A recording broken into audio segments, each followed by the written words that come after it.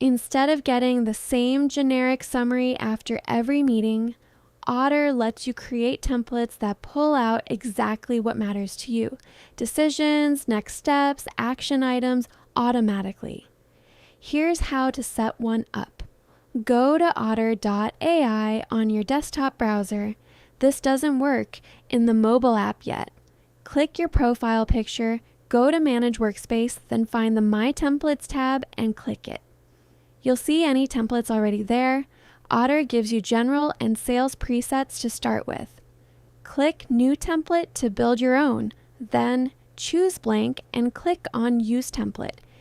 Give your template a name. I'll call mine Content Planning Meeting.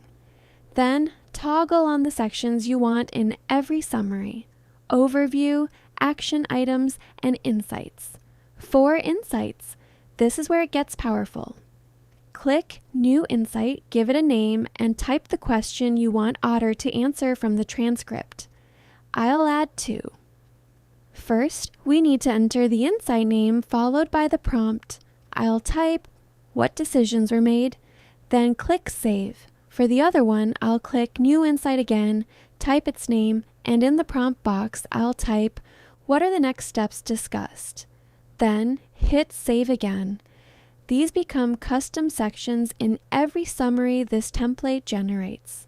For anything longer or more detailed, scroll down to Custom Prompt, toggle it on, and type your own label and instruction. I'll add a 1-line summary prompt. When you're done, hit Publish at the top.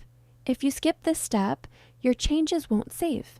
Now open any conversation and go to the Summary tab. Click the drop-down beside Template and pick your new template from the list.